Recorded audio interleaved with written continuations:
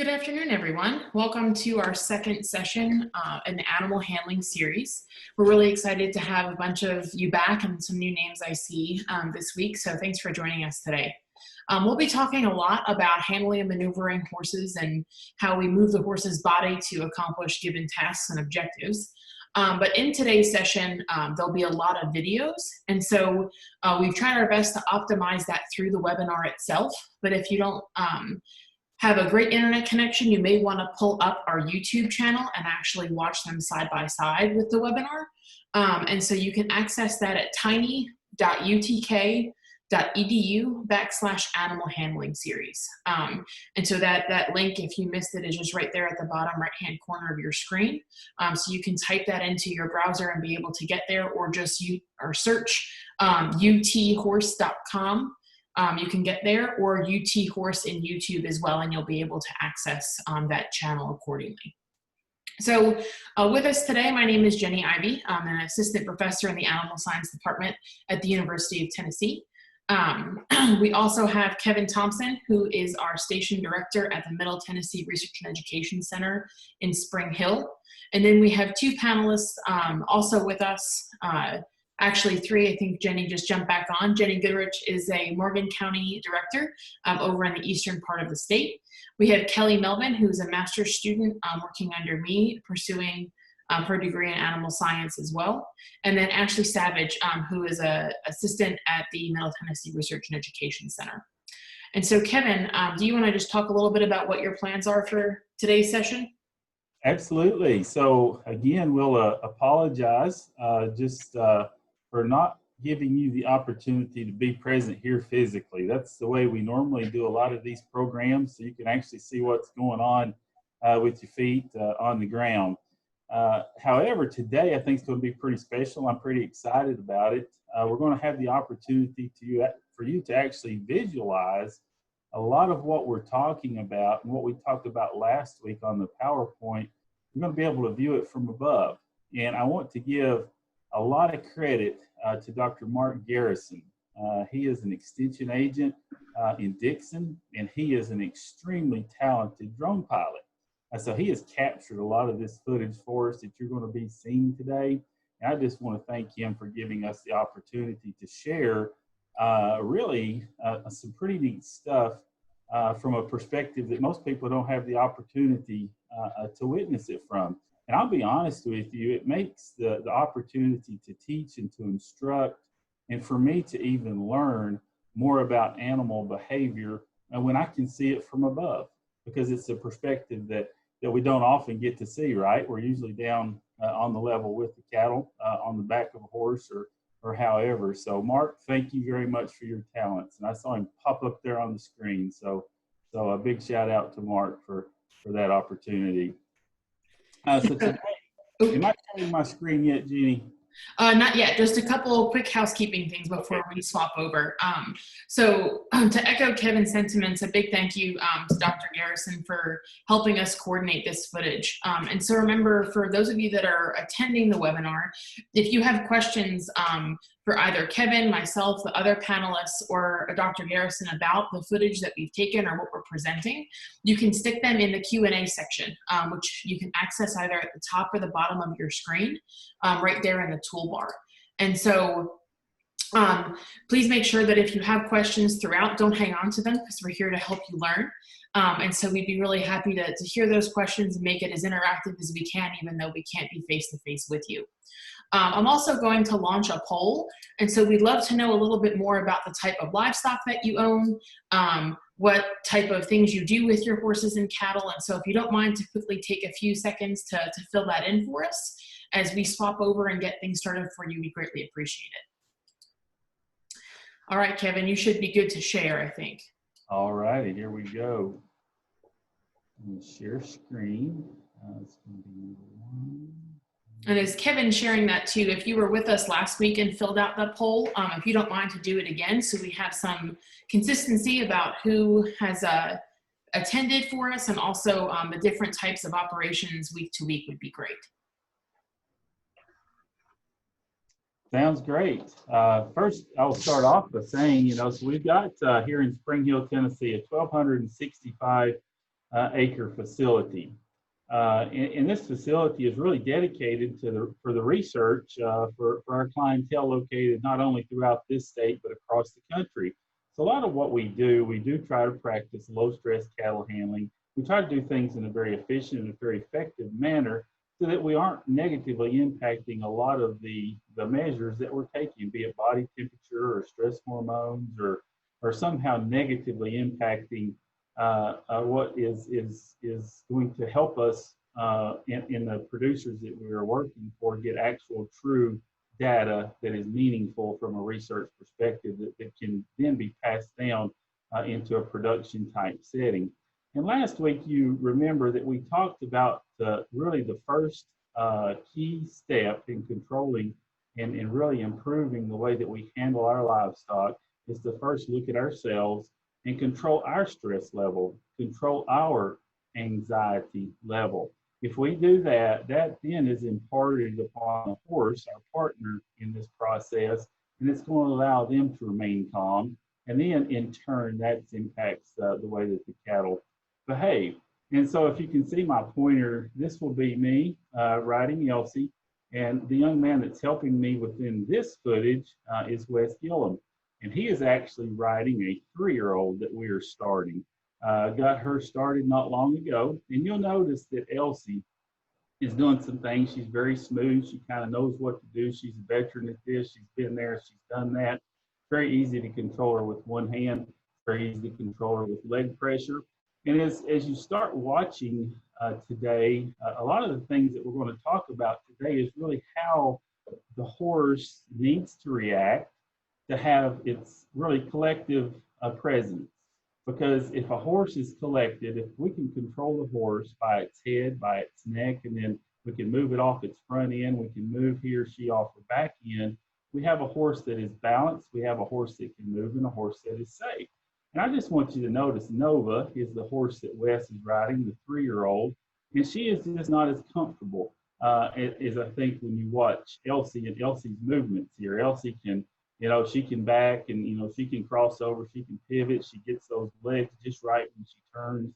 And if you'll watch Nova, as she moves throughout some of the movements today, she's kind of jerking, she's kind of pulling with her head, she's getting really her face parallel with the sky. And if you have a horse that's getting their face parallel with the sky, they're doing one thing incorrectly and they're not watching the cattle. So we're going to be talking about really movement of the livestock by utilization of pressure and release and positioning.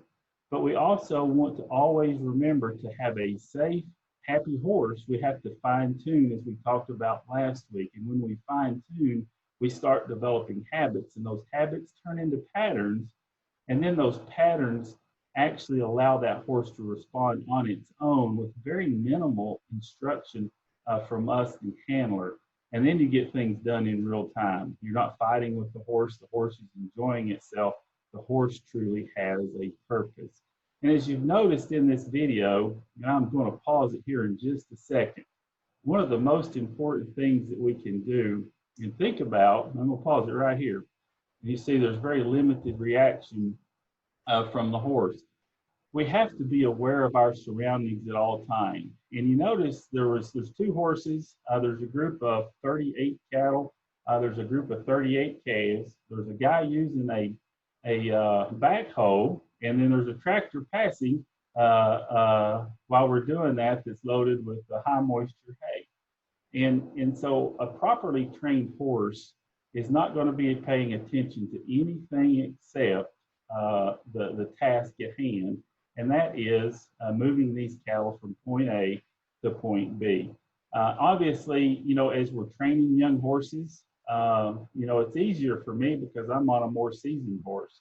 Wes is having a little bit more difficulty. He's going to be a little bit more tired or exhausted by the time he's moved this 1.5 miles or 2 miles that we've moved these cattle to the working facility, because he's truly in the process of training or continuing the development of this young 3-year-old. Whereas I'm really enjoying just riding Elsie in making sure I don't get in her way of moving this set of cows. So we'll kind of continue on. And as we go forward, The next clip that we come to is really going to deal with the approach, how we approach the herd. And before we get into that, so we're on 2 horses here. This is my red roan and me, and you can see this was taken, Mark will agree with us, it was a little colder back then. We've actually got coats and coveralls on, and I'm still wearing my felt hat instead of my straw hat. But this is Fritz, this is the red roan, and this is Elsie again, and this is actually Taylor, my son. And he actually does a lot of the demonstrations with me. He and I think a lot alike when it comes to moving cattle. But this first video that I want to show you, this first clip that we have here, is actually what we really need to set the tone off with properly. So we've got ourselves as the riders of the horse, the handler, calm and very collected. And we need to continue that once we leave, after we've saddled the horse and we've left the barn. So we leave slow, you know, and we open the gates and we get into the pasture. And then we have to assess where these cattle are. And that's what Taylor and I were doing. If I can back it up just a little bit, you can see right here, we were having a brief conversation. And then we split off because we decide we know where the cattle are and we begin our approach. And so he's coming off to really, I want you to think about this and kind of keep this in mind as a take home. 3 points of pressure. I'm going to talk about that a lot today. 3 points of pressure is how we actually gather cattle, how we actually initiate movement, and then how we control movement to get them to the place that we desire them to go. And in this case, this is a set of cows that we're gathering to start an estrus synchronization program, or an artificial insemination program. So this is one of the first steps.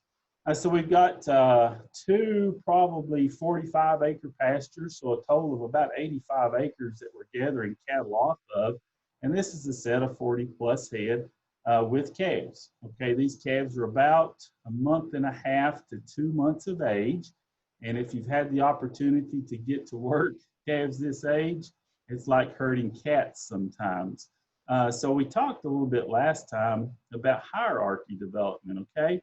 And how cattle move with the most dominant cattle in the center and then the least dominant cattle on the fronts and the back. And us, how we gather and group and move, kind of remembering that and trying to maintain that. However, when we're gathering cattle with calves, such as this, a lot of that goes out the window because those mamas are good mamas and they're wondering where their babies are. Now, what you're noticing here, and I'm going to stop this for just a second and want to really emphasize, let me back up and I apologize for all this. I'm going to stop right here. So we're gathering it really out of 2 different pastures. So the cattle are spread out. They're scattered. They're being cows. They've been grazing. Some of them were laying down. Some of them are still grazing. So we're gathering up. The first step is the approach and having the right, slow, calm approach. And then we start the gathering or the assembling process. One of the first mistakes that people make whenever they start handling cattle is they start trying to gather and move towards the barn individual groups instead of the entire group. So like last week we talked about, and even in horse training, our point of pivot on a horse when we're training that horse, teaching it to come past us and then to stop and then to turn and move, is that shoulder, right? Well, it's the same thing with an individual cow. And then in turn, just like we talked about last week, we need to learn after we've gathered that group of cows to treat that whole herd like it's one individual and find that pivot point and help guide and move from side to side with pressure from the rear and hopefully a solid pressure point from the side. There we go with that 3 points of pressure again. So what we're doing now, we're gathering this smaller group of cows out of this pasture with the pond in it. And so what we're seeing is a natural draw, okay? All these cows on this hill that see us moving these cows are actually coming to them. It's not because they're afraid, it's just because they're being cows. And you notice that they're doing something that I am not worried about. I stated earlier that we always need to keep our cattle at a walking pace It's okay for them to run if it's on their own, okay? I'm not worried about that. That's not stressing them at all. What stresses them is when we force them to run and we lose control of them. So this is actually their decision to move to greet their herd mates. So I want you to watch this. Anytime we can take the opportunity to allow cattle to draw to each other, we should do that. Now, we can get in a mess right here if we don't realize that we need to cease pressure. Or if we have a horse that's hard to hold back and wants to pressure and wants to run with those cattle, teaching your horse to walk right here when she or he sees other objects, other four-legged critters running is so very important. And so you want that to become instinctual. Lots of horses will want to take off running when they see cattle running. And that's absolutely an undesirable thing when we're handling cattle, because we want to be the ones that are slow and maintain that control. So you see that we're not pushing, we maintain a walk, we're just gathering. Now, it's very important when we start moving this younger livestock, the infants out here, the calves, because they are starting to get a little bit stressed because they don't really know where mama is.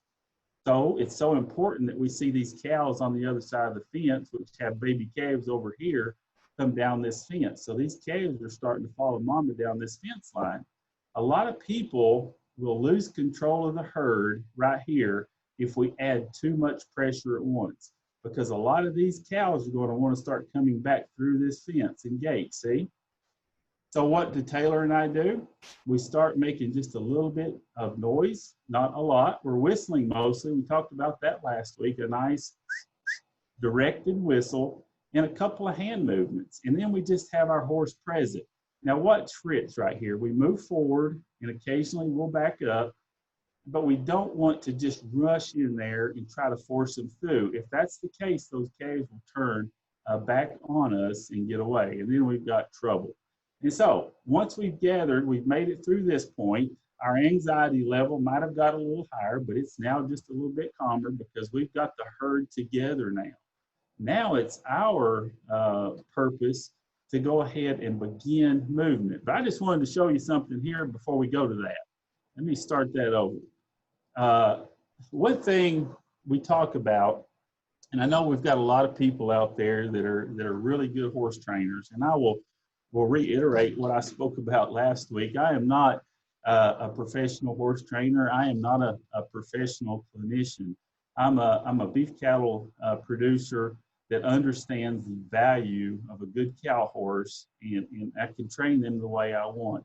And one of the to help me provide the function that I do when I work with cattle. And one of the first things I want to make sure I do is have a safe horse that is not going to get scared every time a meadowlark gets up off of the nest, or right here, if you'll watch this, watch these ducks right here come up off that pond. You've got two that flew, then you've got 3 or 4 or 5 or 6 more that, and if you know, that's not a quiet process. And you noticed Fritz and Elsie both did not react at all to that. Okay, so they've been there, they've done that. So one thing that I would suggest, if you have the opportunity, and even if you're never going to use your horse to work cattle with, but you're going to go on trail rides or you're going to do other performance events or things of that nature that have a lot of people around that may accidentally throw a cup in the arena or something.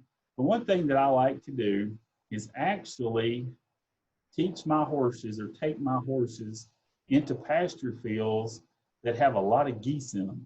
And we have that around here. We have a lot of geese that have in essence become domesticated.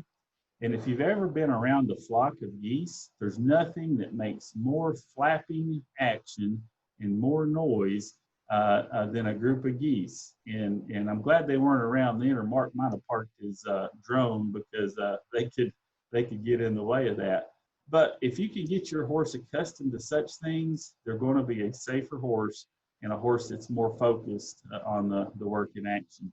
Now, as we go forward, this is that same set of cows. And so what we've done, they've come off the hill and they've gathered in a group. And so lots of times cattle will do this that have baby calves on them. You know, calves that are anywhere from a month to 4 months of age, because what happens is those calves are bawling, those cows are trying to find their calves. So you need to give them a little bit of time to assimilate or to readjust to movement, okay? And so they want to, they in essence want to find their young, just like us at the mall. We want to make sure we keep up with our kids and they don't get separated from us. Well, there's really not a lot of difference there. It's an instinctual thing. And if you see this, this smoky colored cow here, this calf's caught up and he's nursing now. So to me, this is showing that we are treating these cattle in a really low stress manner. They're not trying to run away from us. They're not trying to escape from us.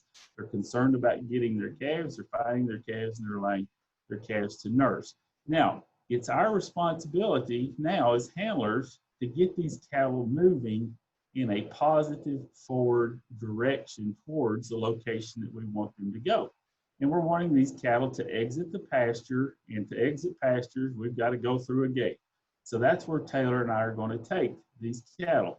So Taylor's up here on Elsie, I'm back here on Fritz, and you notice we're trying to line them out. We're trying to string them out, and what's happening here, they're developing that natural hierarchy movement, okay? Cattle don't normally move in round bunches. Cattle normally move strung out, and that's what we're doing here.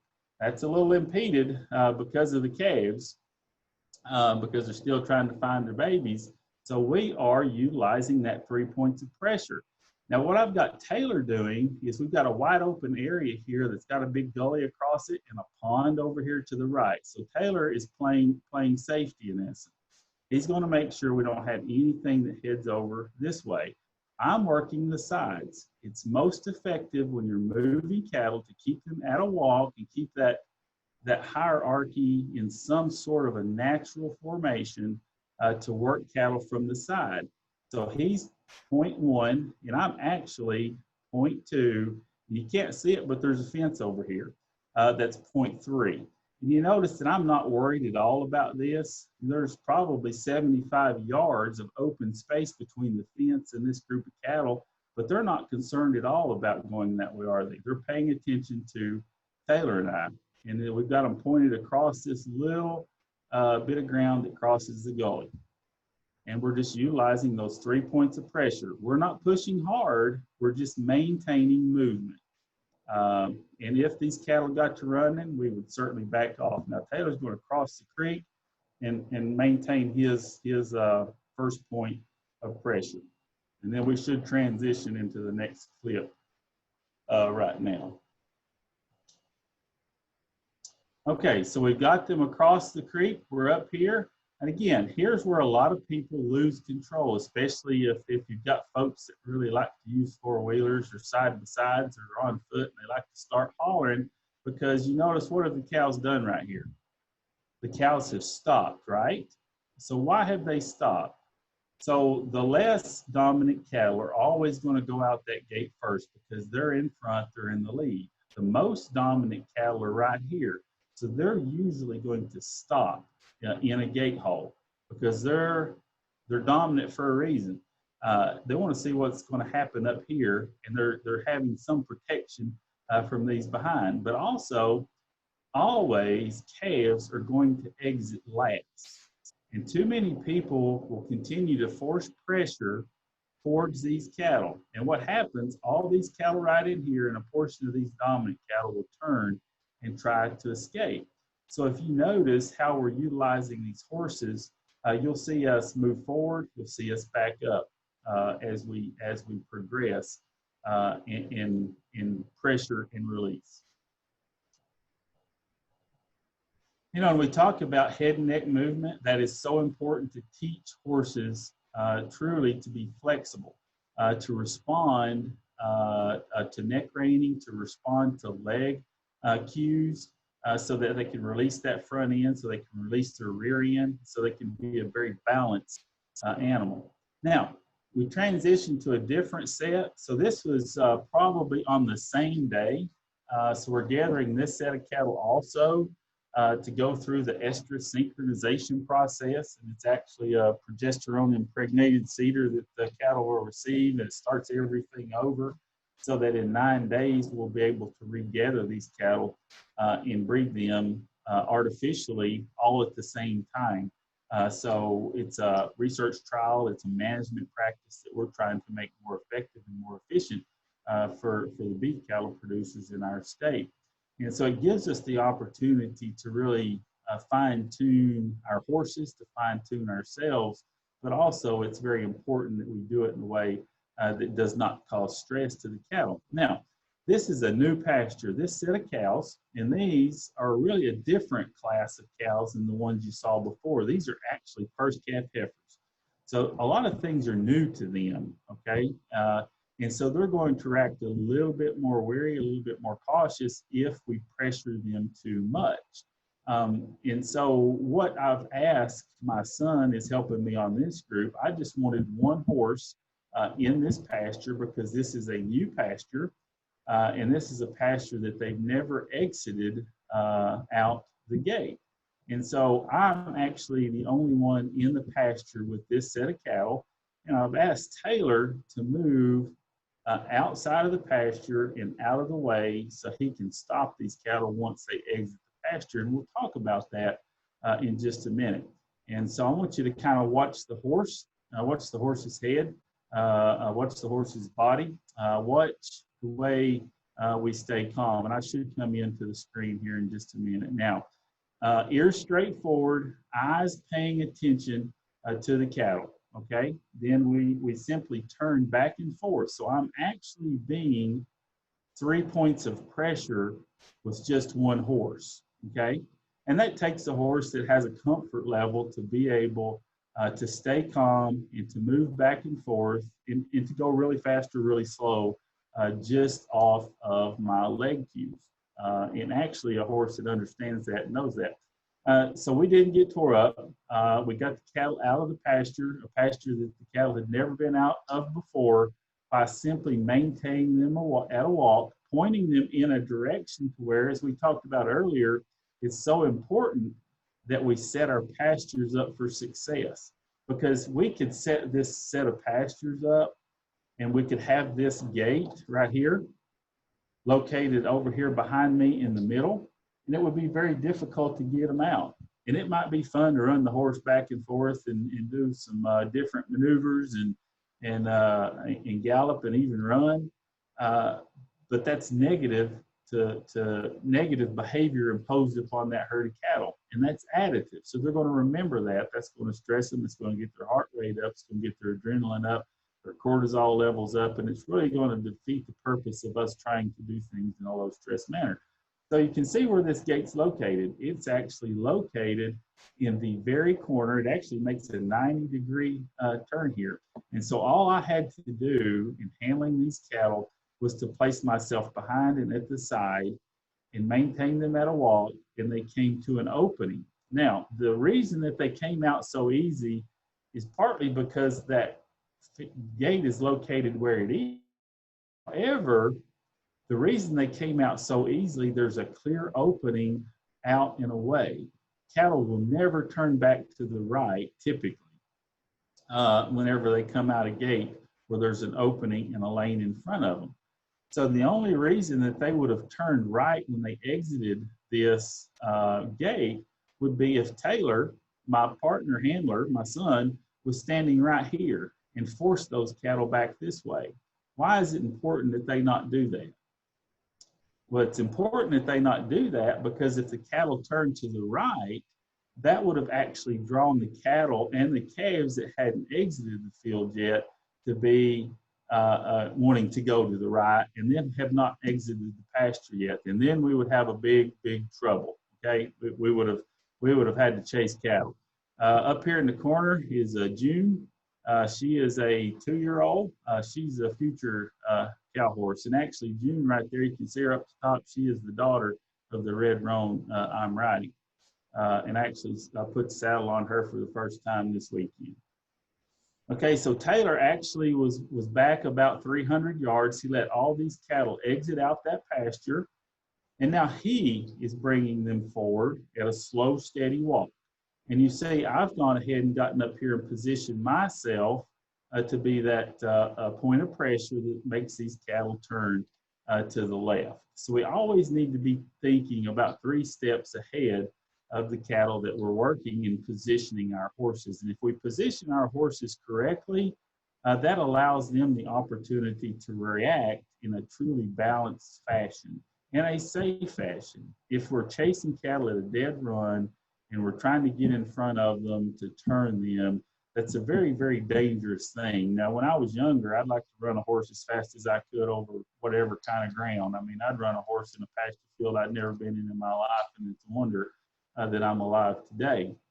However, I've gotten a lot wiser as I've gotten older, and know that as slow as I can ride that horse and maintain control of the cattle, the better horseman I have become, and a better horse that I can make. Because if I'm slow with teaching, you have the opportunity for that horse to retain more and not be stressed and too reactive.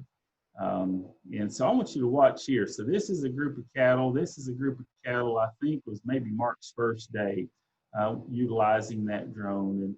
And so this was the first day that we gathered this set of cattle. This set of cattle had to be gathered 3 times over a 9-day period. This was the first time, so they were a little less excited to do what we wanted. But notice how we utilize our horse's body positioning to add pressure, to release pressure, and to advance that 3 points of pressure to get them to go where we wanted.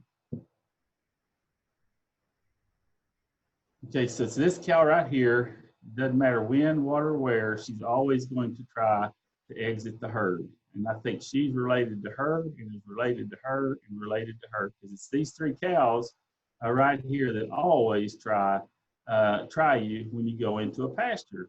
But what do? We don't get excited. We maintain our distance away. And you notice that these cows respect these horses. I don't know that cows understand that these are horses. I think they are a bigger, larger, more dominant cow than they are. So they're higher at that dominance factor. So Taylor's the rear pressure, I'm the side pressure, and a good, well-built fence is that 3rd point of pressure. As long as you have that, you can move cattle just about anywhere you want.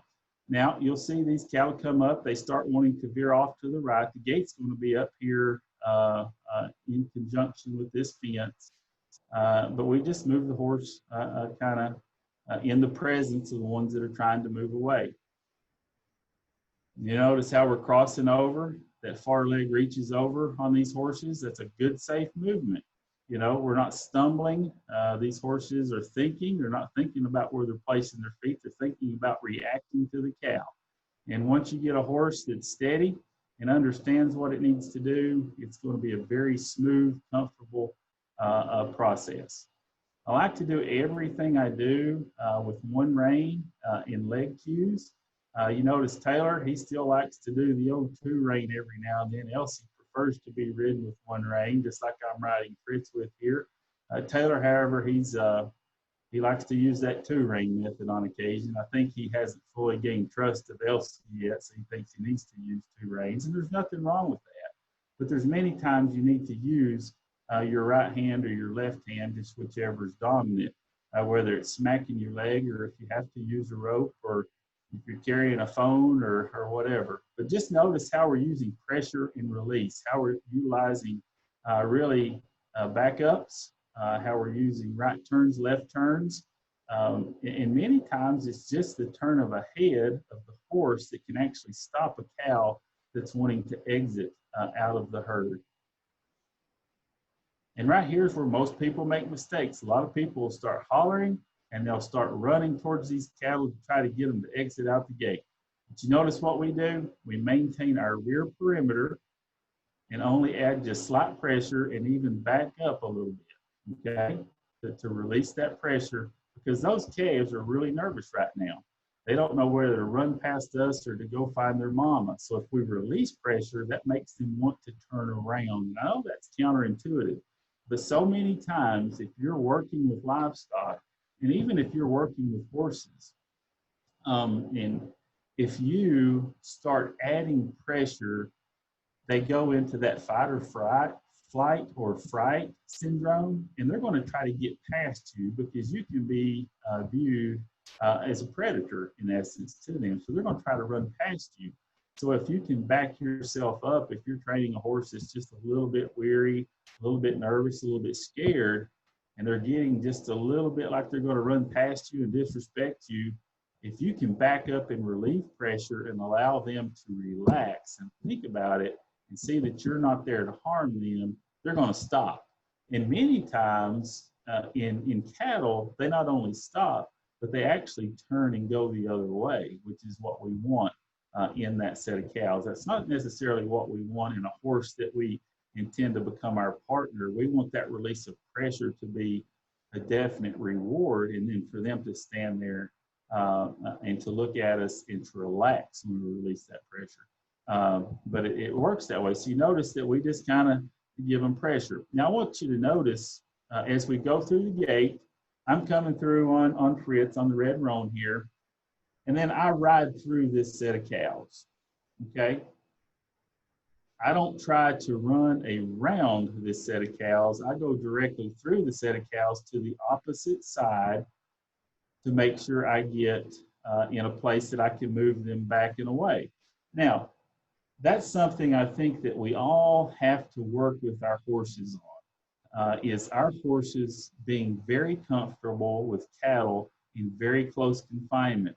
And that's what I think is going to be so exciting about next week's animal handling seminar, is the footage that we have next week is actually going to be in a confined space. It's really going to be based around sorting. And then our horses' movements become more concentrated. They become more critical. It's a really high importance level that we know how our horse is going to react, and that our horse is going to react properly in order to safely handle these cattle, not only for the safety of the cattle, but for the safety of the horse and ultimately our safety. So look forward to that next week. But the way that we really get our horses comfortable traveling through in close contact with cattle is just to be persistently present with those cattle whenever we're checking them and not expecting anything from them. And we talked about that last week. One of the first things that we need to do when we're training a cow horse or developing or fine-tuning that cow horse is to simply ride through pastures full of cows. And don't move those cows, don't chase those cows, just ride through those cows until those cattle become comfortable with us and that horse becomes comfortable with the cattle. And then to further that fine-tuning, whenever those cattle start moving, control the movement of the horse and don't always add pressure. I always want to state it this way. 40% of the time we want to add pressure to a set of cows when we're on a horse's back. The other 60% of the time we want to be releasing pressure from that set of cows when we're on that horse's back. If we do that, we're going to be able to control forward movement and have those cattle go where we want, because there's no easier way to get upset and lose your temper and to make a knucklehead of yourself than to move too fast, allow the cattle to get out of control, and then to have to reboot with the cattle. Okay, so this is the same group of cows. So remember I explained earlier, we gather the cattle on the first day and we put in that progesterone impregnated cedar, okay? Then 7 days later, we gather the cattle again and we remove that. So that sets their biological clock over to 0. So this is why we were able, Mark came out here, I probably need to buy him about 6 tanks of gas, because he came out here each time we gathered these cattle. And I just wanted to see how much difference there was, because I'm always talking about an additive effect. The way that we act around our cattle impacts how they react next time we handle them. Same thing with horse training. So this is the second gathering of these cattle, and let's see how they react. You notice, and I want you to find those 3 baldies. Right there's one of them, and there's another one. They kind of know we're wanting them to go out this gate, but they decide they don't want to. So I'm on Elsie this time, actually. So I get to ride Elsie today. I think Wes is going to be back here on Nova. And so I run up and just stop this cow. You know, she was wanting to run off. So I want you to notice here what we did. So we had a cow, you know, they were kind of jogging up the hill. I maintained a wide berth, and I just stepped in front of that shoulder and moved her away. And now I'm letting her walk back. I'm not pushing her and forcing her until she turns and addresses me and says, I'm going to try to get away again. I don't run up to her. I just take Elsie on up. Elsie puts her head down and walks towards her. And that cow understands that, hey, I need to stop and I need to go through that gate. But here's the baldy that I was talking about. This one, and this one. They didn't really try us this time. They stayed in the center and exited out. Now, I want you to notice here, whenever they went out the first time, they went this way. So repeatedly handling cattle allows them to handle easier. They've all turned out and they've gone right this time to go to the corral. If we had given them a hard time with what we had done last week, that'd have probably been harder to get them out this gate. Plus, it probably would have wound up being a little bit more difficult. I want to replay that for you just so you can see. And you see how these cattle are strung out. They've got their hierarchy. If we really watch, I'm not sure we'll see it here since, you know, they think, hey, I'm going to go ahead and get gone. That was one of those balls moving up. You really want to try to stay parallel. Anytime you get too close with a cow that's running, you're going to make her run faster. If I stayed parallel in a way, that actually slowed her down when I reached that point of pivot, her shoulder, right? And I just keep moving in on that shoulder until she turns and goes. And then I turn, come back. I'm that third point of pressure. Wes is back here being, you know, that rear pressure. And then you just let them go, okay? If we started pushing real fast right here, we could have messed lots of things up. But we want them to move as naturally as they can out that gate.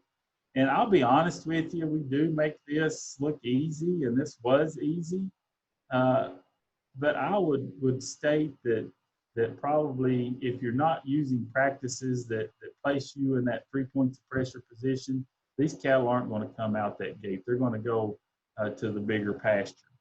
Now, what I want you to kind of notice here as we look at this. So this is the second time we've gathered this set of cows, and I'm now on, whoops, I messed up. So y'all just hang on there just 1 second. Jenny's going, they have to help me reboot here. What did I do wrong? Okay, here we are, good. So you notice I'm on Fritz. Okay, so I'm back here with Wes originally. I think that's Wes with us, or that may be Taylor. That's Taylor today. But I moved through that set of cows, okay? So I was actually at the rear with Taylor, okay? And we were coming down the road, and I actually moved through this entire set of cattle. My movement on Fritz did not make these cattle run at all. And that goes back to that additive effect that we talked about. It goes to the credit of the horse being calm, moving through the cattle, okay? So if you have a horse that's performance trained, okay? Say you've got a trained, heeling horse, or you've got a trained heading horse, or you do a lot of steer wrestling. Those horses are patterned to do really one movement, one function, and that's wide open. And so if you brought that horse out here to go through that set of cattle, it might not go as well. But these stock horses, these horses that kind of are jacks of all trades, they know when to be calm according to the way that we react and walk through this herd. So there's many times that you're going to have to move through a herd and try to maintain calmness in the cattle and the horse. And the reason that I did that is so that I could position myself to be a pressure point. So we've got 2 pressure points here on each side, and Taylor is that 3rd pressure point. Well, so we're going to have this pressure point end at this gate corner, right? So then I become that 3rd pressure point to keep these cattle moving down the hill. So let's watch and kind of see how this unfolds. So there's a lot of bad things that can happen here if we're out of place, okay? These cattle are respectful of the horse. They're not afraid of the horse. They know the horse is dominant because this horse has been around them for the past 2 years. Okay, they respect Fritz enough to move away and to stay along this pressure point because I've now become that third pressure point. Taylor's still that pressure point behind, keeping them moving forward. And then I become a movable pressure point, okay?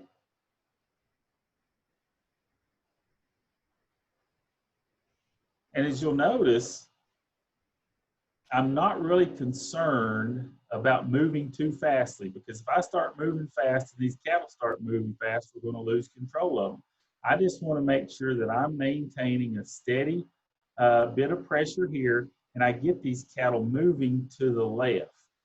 Okay, moving to the left. So this is actually the first time we gathered. The intro film, you saw that we had a bunch of high moisture hay already baled here. So this is the first time we've moved these cattle down this direction. So as I move, as I'm being the side to side movement pressure point, my key function is to make sure these cattle move in the direction that I want them to ultimately. So I'm going to concentrate on that first cow or that second cow to make sure they get headed the right way. Then I'll go back and bring the rest of the herd because these initial cows are going to be draws to the rest of the herd. Okay? And then it's up to me to get far enough away to provide as little pressure as I can, but enough pressure to keep them moving in a straight line down the pasture that we want. Because there's barns down here and there's big open space behind it, and it could be a mess if we don't control these cattle. And too often what you'll see, you'll have people that'll get their neighbors and they'll ask their neighbors to get their neighbors, and they'll ask their neighbors to get their neighbors because we're going to gather a group of cattle. Well, what that does, that causes a tremendous amount of confusion, and it becomes a negative additive effect upon those cattle because they see so many people, they see so many horses, that you really can't apply recognizable pressure. Then you can have disasters. So in my opinion, you truly need, 1, 2, or 3 horses, depending upon the size of the herd and the size of the pastures and the difficulty of obstacles that you're taking cattle through. And those horses need to be horses that understand how to work cattle. If not, you're just on a trail ride with cows in the middle of the trail, and you're not being a benefit.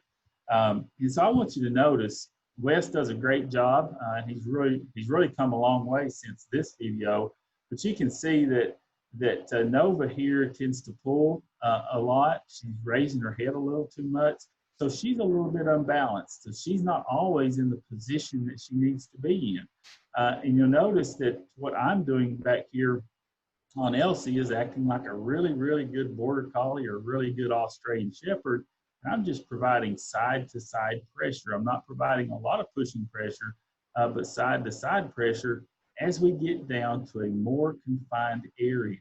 And so next week, what you're going to see is a whole lot of work and a lot of confinement and really some fine-tuned movements.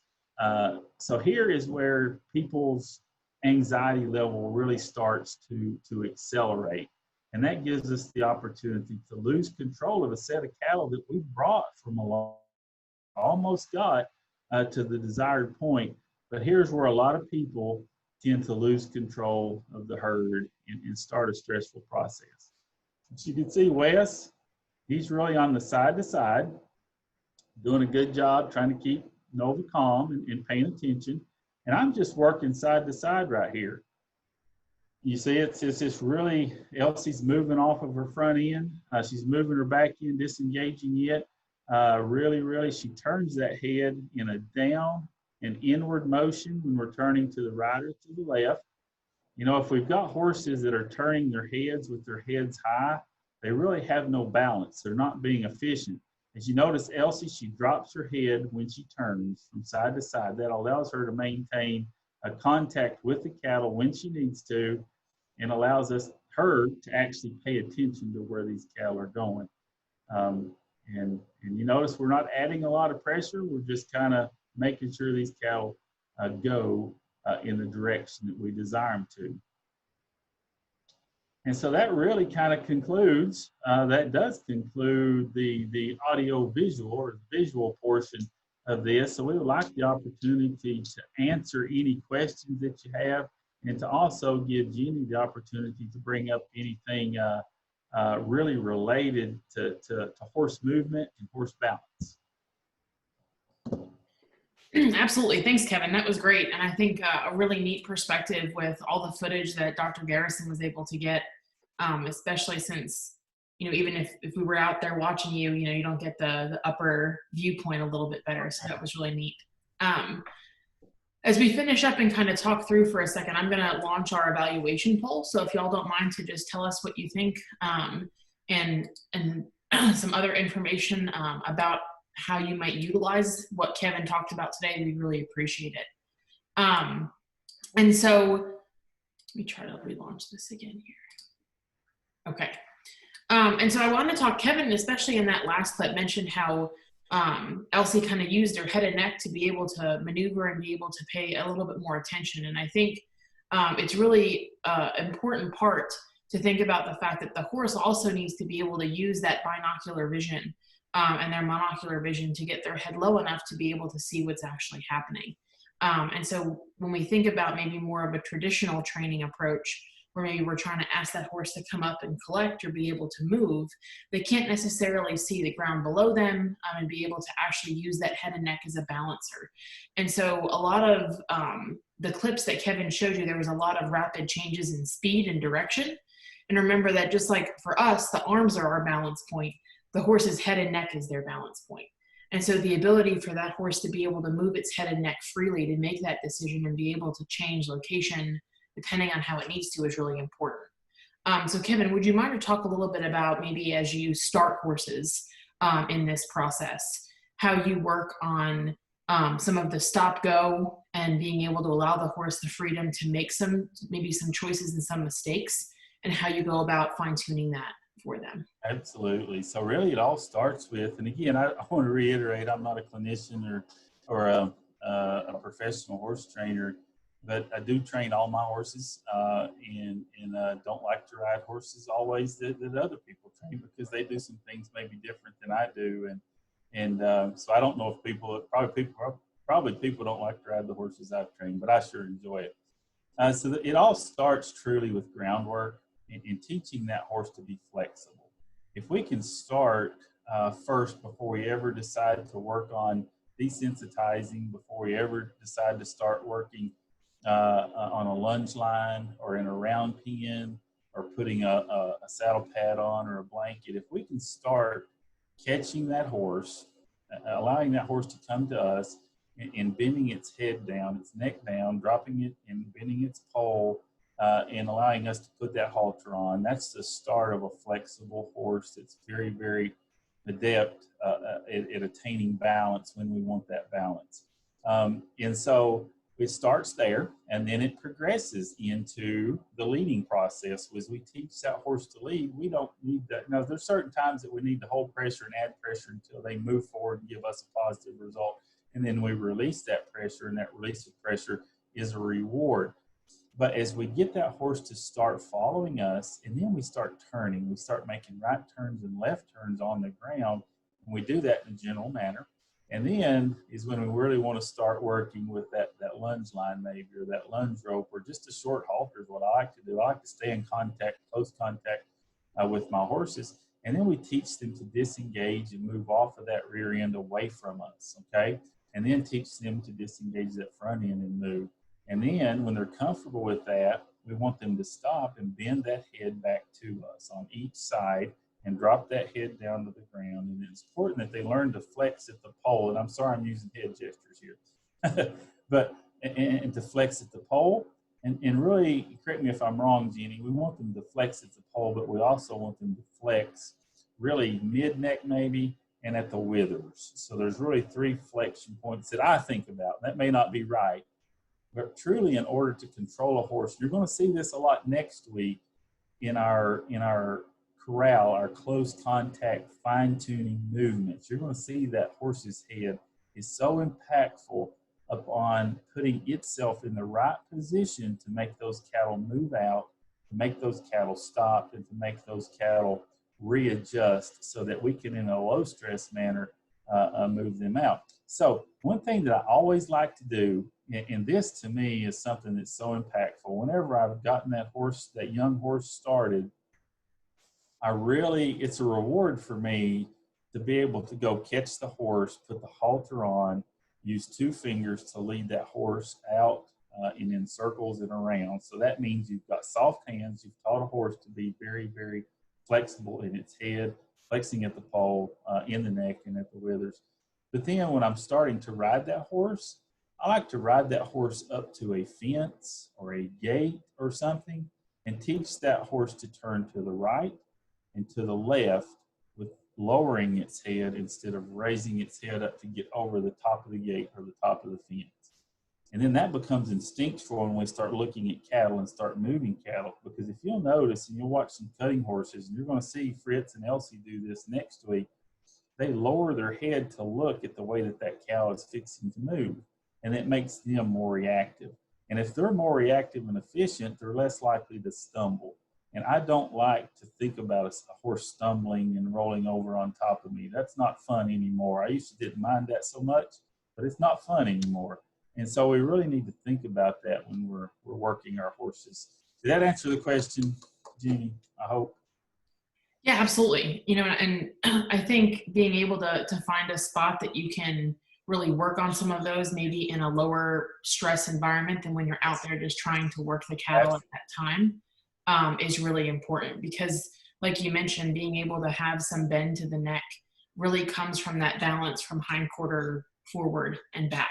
And can that horse kind of shift their weight, just like we see in a lot of the demonstrations Kevin showed of the horses moving laterally from side to side. And so some of that does just take some time. You know, it doesn't have to be formal in a ring, but even as you're walking out across the field, to be able to practice some of that movement and reward the horse for when they do it correctly is really important to help across the board.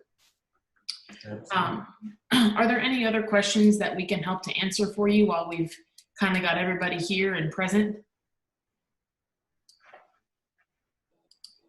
Give everybody just a couple minutes as Kevin, if you want to stop your screen share real fast, I'll just put up this closing slide.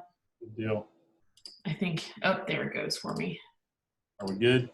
I think so. And so just as a reminder, next week is our last session. So June 23rd of 2020. We've got our session starting again at 2 p.m. and we'll do a lot more on moving cattle, like Kevin mentioned, in some close quarters. And so you can utilize the same link. The same information will work for next week as well. I'll go ahead and close this final poll if you guys don't mind to just put those last couple comments in there. And if there's no questions, we'll say thanks again to Kevin, Dr. Garrison, and the rest of the panelists for helping us today. And thank you guys for being here. Yeah, thank you all very much. Look forward to talking to you next week.